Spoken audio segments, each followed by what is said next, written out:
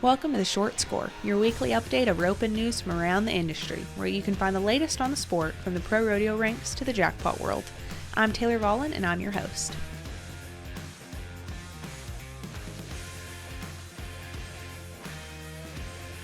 Hello everyone, it's your host, Taylor Vollen. Welcome back to another episode of The Short Score. I hope you guys are having a great start to your week, and I hope you're ready for the craziness of the fourth run because it is officially Cowboy Christmas. Don't forget to keep up with our social media and our website as we're going to be bringing you all the pro rodeo coverage you need, not just over the next 2 weeks, but all summer long. Today's episode of The Short Score is brought to you by Gold Buckle Horse Sales. Gold Buckle Horse Sale has come up with a process to take the guesswork out of finding the right horse, allowing both buyer and seller to find the perfect match with confidence. Each horse consigned through Gold Buckle Sales is professionally photographed, videoed, and demoed by a Gold Buckle pro. Visit goldbucklehorsesale.com to learn more.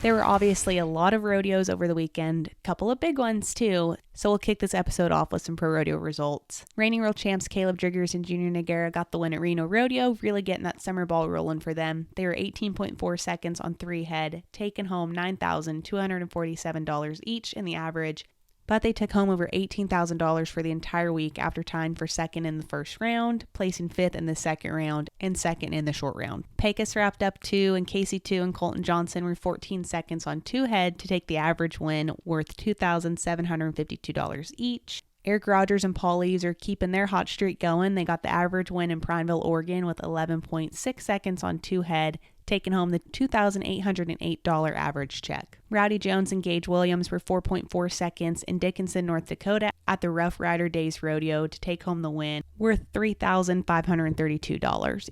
In Santa Ynez, California, Jeff Leniken and Tyler Worley were 4.9 seconds to win $2,780 each for their win.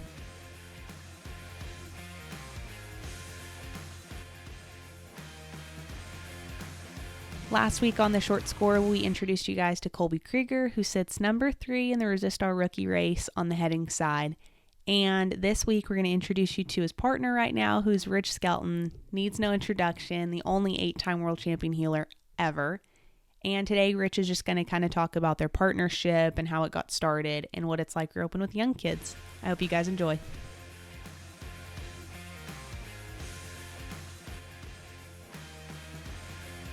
He's a good kid, it seems like. Yeah, he really is. Yeah, I seen him run there last summer, and he went and roped the boogie at a lot of rodeos, and I seen him, and just kind of asked if he'd sit down here and rope a little bit, and he's all about it. Awesome. So, what did Boogie have to say about him? Oh, he ropes good, and we seen him, like I say, I just seen Boogie, down here last summer, and he went to all the rodeos, and just a good kid. Mm-hmm. And have you roped with a lot of younger guys? Oh, I have them all come through here a lot. It's since Moody lived with me. There's been a lot of younger kids in the last 4 or 5 years that I've been staying home that I've helped, and and it just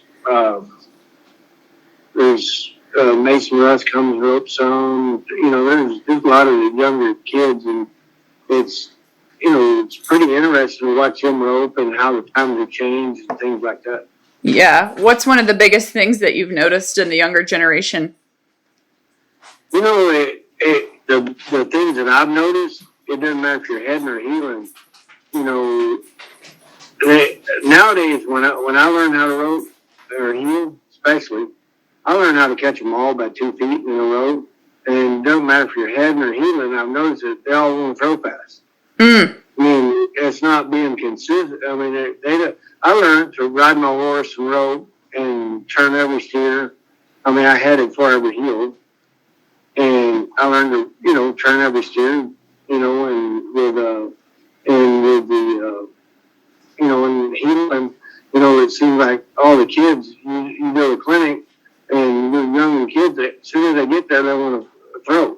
Mm-hmm. I learned how to catch 8 or 9 out of 10 in a row. And nowadays it's just like no matter what you're doing, even when you watch breakaway, I've been with Rainey at the high school rodeos and junior highs and seeing some of the kids I've helped. They all just want to throw fast. Yeah. They don't, I learned to catch them all. Nowadays, their mind frame's different. Yeah, do you think it has something to do with just the availability of seeing those really fast runs all over social media? Just everything's fast, right? Everything that's cool gets shared. And they're the, 4-second, 5-second runs. Yeah. I mean, I tell everybody at the schools, and you're exactly right. I tell everybody at the schools, the worst thing that any young guy can do is the first thing they want to watch is the NFR. Mm-hmm. I mean, that's the worst thing to me that they can watch. They need to watch the BFI and watch, the bigger jackpots and learn how people ride their horse and use their horse. And, nowadays, I can go to number 8 rope and watch somebody cock their rope. I mean, all they get to do is go turn the steers. I mean, and that's just the way I grew up. And, I mean, it's a different mindset. Yeah. Well, I mean, I can see why somebody would want to go watch the NFR, but that's the pinnacle of the sport. Right. But I'm just saying they pattern themselves after the NFR, not and they're trying. They want to be 4 when 4/8 is going to win money. Uh-huh. So it sounds like you've had quite a few kids at your place over the past few years. What do you enjoy about roping with the younger generation? Well, it's just, they're very energetic. It's very cool to watch them rope and how when they win, how they progress. And see how, but now I'm starting with kids that were 16 years old I got to know with Rainey, and now they're 20, they're getting older, and you just see how their career progresses. Mm-hmm. Mm-hmm. Awesome. So, kind of coming back to Colby, he was talking to me about how his mindset before coming to your house was go to every roping he could, try to win every dollar he could. It just kind of almost like this, I don't want to say desperation, but a very intense mindset that, might have him a little unprepared for things. And he was saying how your mindset is very methodical, very practice forward. You're going to be ready for whatever setup you end up going to. Can you tell me a little bit more about that? Well, yes. I mean, that to me, the bottom line of that is a lot of that I learned from speed over the years. That's how we practice. I mean, wherever we was going, that's what we practiced for that setup. And we practiced, whether it was going to be fast at the NFR or if we was going to, with the BFI, we would set. And his idea was to make the practice harder than it was at home. So when you get to the roping and rodeo, it's easier. So it's all about how you set your practice up, and each horse is different. Every roper is different. If you have, you got to rope steers that if you have a horse that's wanting to really run or whatever, you got to work on your horsemanship, stop them, get them backed off the bridle, do some things like that, and then maybe run 1 or 2 that's fast, and make a run, and then maybe slow them back down. All about how you approach your practice. Mm-hmm. And what do practices with Colby look like? The practices are good. They're getting better. At first, I think sometimes you take a younger man and like I say, they all want to just go fast. And I show him how to ride his horse and, across the line and learn to utilize his horse. I know a lot of the better headers in the world. That's how they started. They started reaching, and then when they started figuring out how to ride their horses, then they become the best ropers in the world. Mm-hmm. It's all about using your horse and having the right horse for the right situation. Awesome. Well, I'm going to ask you to brag on him a little bit. Well, I'll brag on him because he has an unbelievable amount of ability. I mean, with a rope. I mean, it's crazy. He can rope calves, he can head, he can heel.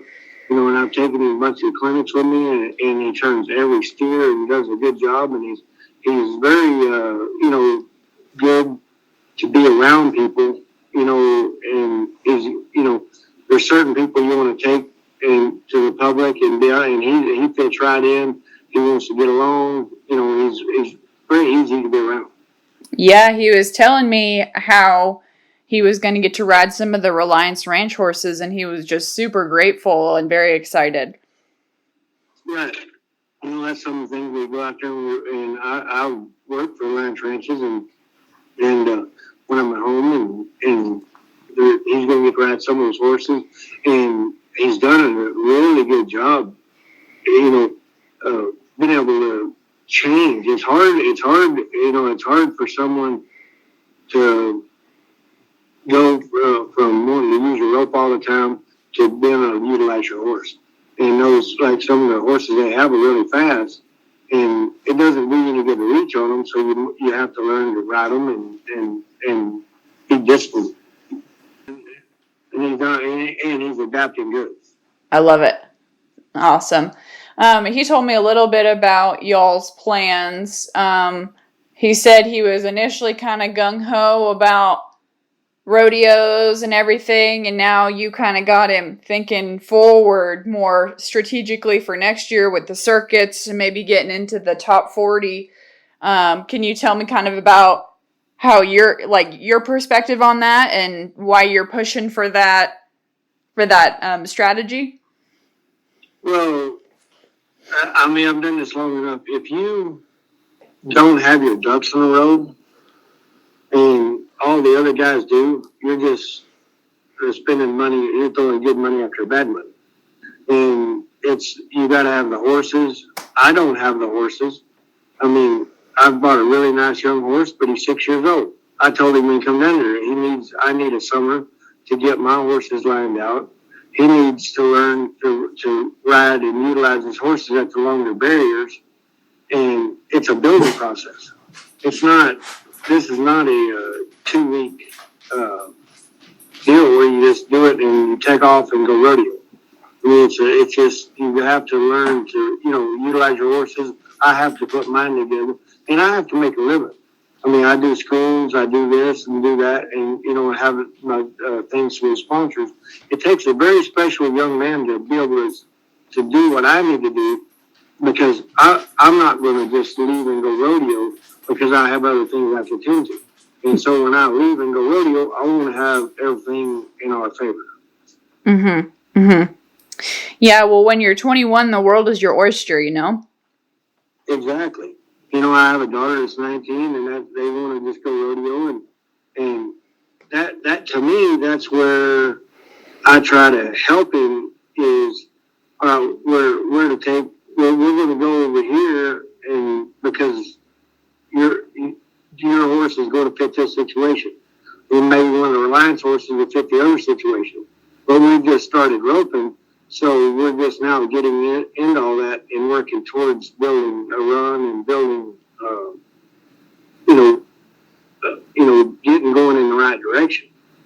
Mm-hmm. Yeah, I definitely think he's coming around. It sounded like. That's one thing I've always said. I don't know everything about rodeo or team roping. I learned just, like my horsemanship. I work on it every day, and I work on all of it.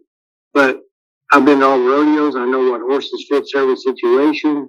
I know if you don't have the right horses and have all your ducks in a row, especially nowadays, it costs so much money to go do this.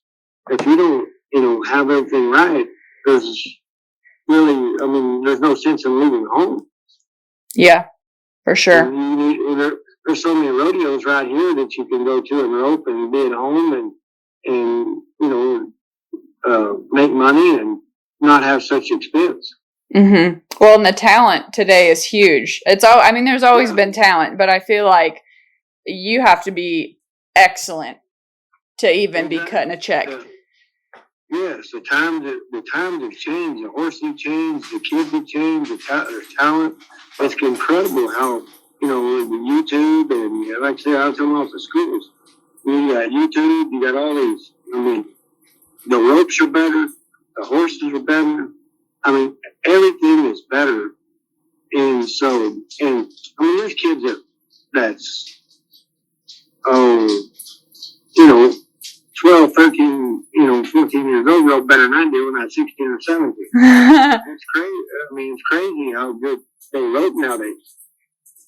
And it's all due to technology. Yeah. Really cool. Really cool. And I bet it's fun for you to get to watch it all happen. Oh, yeah. It's very fun. And like, it's, with Kobe, he's, he tries everything I tell him and talk to him about. And, you take somebody with that much ability, if they want to work their open and get better, he is going to, be, center, before long, he should be one of the better headers. Or, nowadays, to me, when I was a kid running out of rope, there was everybody healed. I mean, nobody healed. Everybody headed. And I could name you the best healers in the world on my hand. I didn't know them, but I knew who they was. And nowadays, if I could drive them here to Steamboat, there'd be 5 of them that I don't know that rode great. And nowadays, the heading to me is what those guys are the guys that have the horses and are smart and can ride the barrier and use their rope and turn 8 out of 10 steers. Those are the guys that are making the headers sets everything up. Awesome. And he has all the qualifications to be able to do that. It just depends on how far he needs to take it.